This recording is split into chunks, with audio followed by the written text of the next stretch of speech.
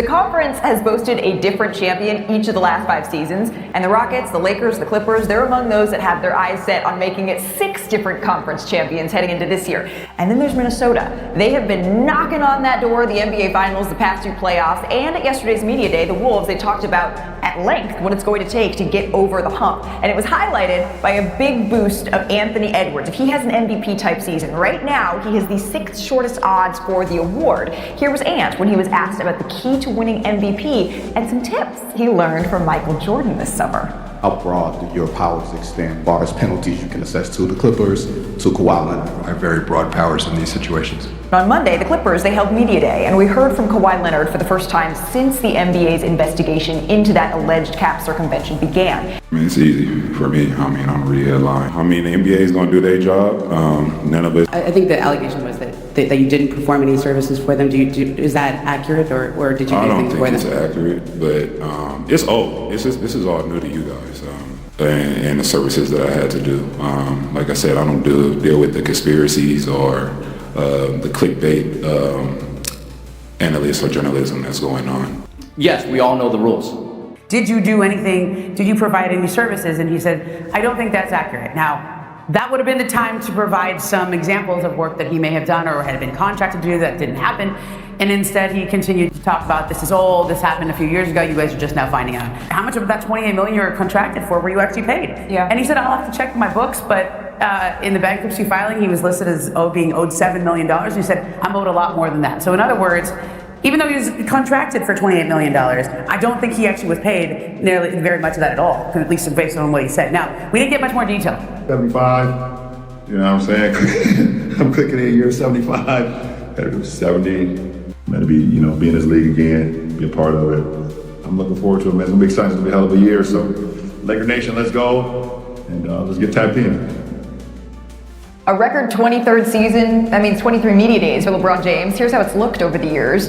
He said that 70 active players, they weren't even born when he made his debut. Well, with that kind of longevity, it also comes with a little bit of wear and tear, right? So the last time we saw LeBron James on the court, he was playing through an MCL sprain in the Lakers elimination game in Minnesota. That was the first round of the playoffs, right? LeBron told me that he's not where he wants to be at this stage of the preseason. Now, he said, of course, that he has time to get there. But really, this is something that the Lakers are monitoring and LeBron's monitoring, and we discussed his ramp-up plan yesterday at Media Day. How do you feel coming into the challenge of 82 games plus a hopeful playoff run? Yeah, for sure. That's always a challenge. How can I get my body closer to 100%? Obviously, coming off the MCL sprain of last year, obviously, the foot has kind of given me a little problems from time to time throughout the course of the last 2 seasons. So that's always a challenge of seeing how I can get my body, as close to 100% where I can go out and perform at a high level. So a lot of miles on my game. I've trained, throughout the course of the off season. But just my presence is going to be important as well. Making sure that even if I'm not on the floor, I'm always in tune with what we're doing, so I know what's going on at all times. So, just looking forward to that. As for the preseason, the Lakers have 6 preseason games.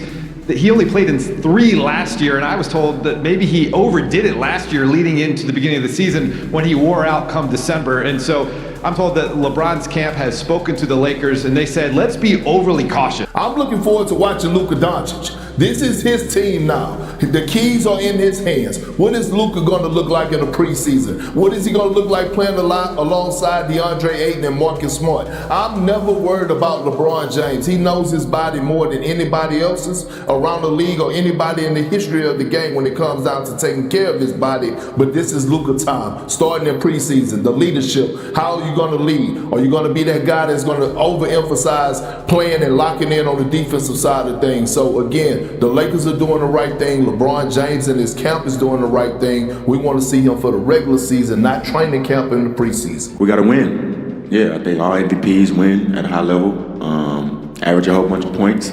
Yeah, I think that's the main recipe, win and average a whole bunch of points. I think the best thing, tip that he gave me is most people lean on people in the post with their ass, and he do it with the top part of his back. So I think I learned that from him. Greatness is born.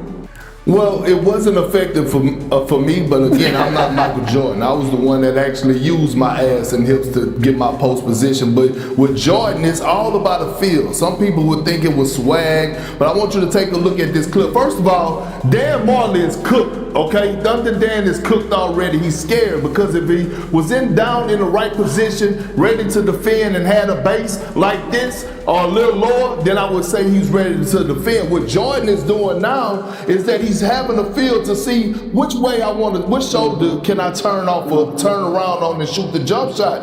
MJ is feeling out where the defender is, right? But to be able to lean with your back as opposed to your bottom half, if Ant or MJ, as we've seen, want to turn around face up, like you have more options in that. And I think to me, if Ant really adds this to his game, Malika, oh my goodness.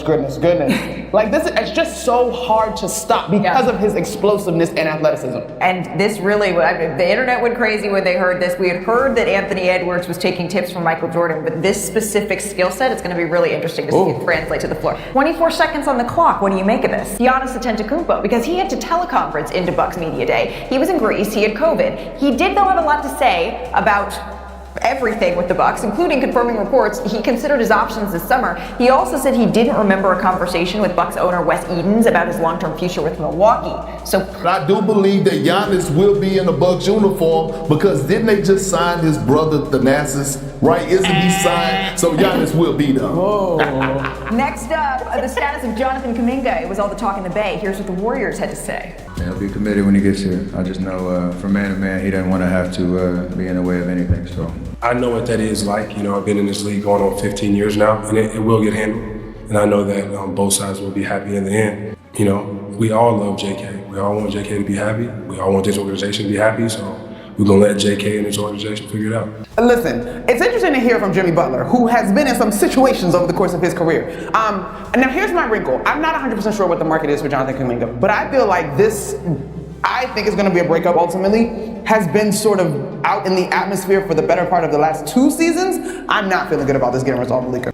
No, he was cool, bro. Yeah, just solid dude, good teammate. You know what I mean? He wasn't a tool or anything. Like, he was a good man, bro. Oh, a great teammate. And look, he's a great leader at that when he wants to be. When Russell Westbrook went out, I saw Kevin Durant leadership go through the roof. So it's a reason that I call him out every now and then about his leadership because I know he could do it. He's a gym rat. He works hard and he encourages his teammate every single night to go do the best that they can. And it was fascinating. He said he's going to sign an extension. I saw that. And then there's Nikola Jokic. Here's how he sees his career playing out. My plan is to beat Nuggets forever, so that's my answer. Gotta love Jokic. Another title, though. He's gonna be a Nugget forever. Is he gonna win another title there, Monica? I do think he'll win another title, and I think he's got a good chance to beat a Nugget forever. In an era of guys moving around and whatever they gotta do, and I get it, I respect it. But to me, if you're Denver, don't mess this up. He clearly loves basketball. He tolerates all of us harassing him about basketball because we love his game, and then wants to go to his home country and kick it with his horses. So don't mess this up. Let him be a Nugget forever. Just wants to kick it with horses? Girl, I can relate. He's still to come on NBA. The Boston Celtics. The first ever NBA Pioneers Classic on ESPN, a game that will be played annually and honors the NBA's pioneers' enduring legacy. As a former player and coach, this moment means a lot. We stand on the shoulders of these men, Earl Lloyd, Chuck Cooper, Nat Clifton, who broke barriers and made it possible for all of us to be here. They don't have a replacement. So Ime Udoka said today they're going to do it by committee, which could include Kevin Durant playing some point guard. But more interesting, Amen Thompson, their young, high upside forward, he's going to play point guard for this team a lot, as is 2024 number 3 pick Reed Shepherd. I don't know if this is a formula for a team to instantly contend with the Thunder, but it's a formula for a team that's going to be exciting to watch. Bobby, where do you weigh in on this? Listen, the Fred VanVleet injury stings here. I do think this Rockets team has enough to compete in the Western Conference. As Brian said, we're going to see a lot of Amen Thompson at point guard here. I think the most important takeaway from all of training camp was what Brian said, is that Durant basically has dismissed as far as becoming a free agent next year and will sign an extension here. And we can kind of put that to bed and now focus on the court for Houston. And the one thing this Rockets team needed was a closer, and we know Kevin Durant is certainly capable of doing that. All right.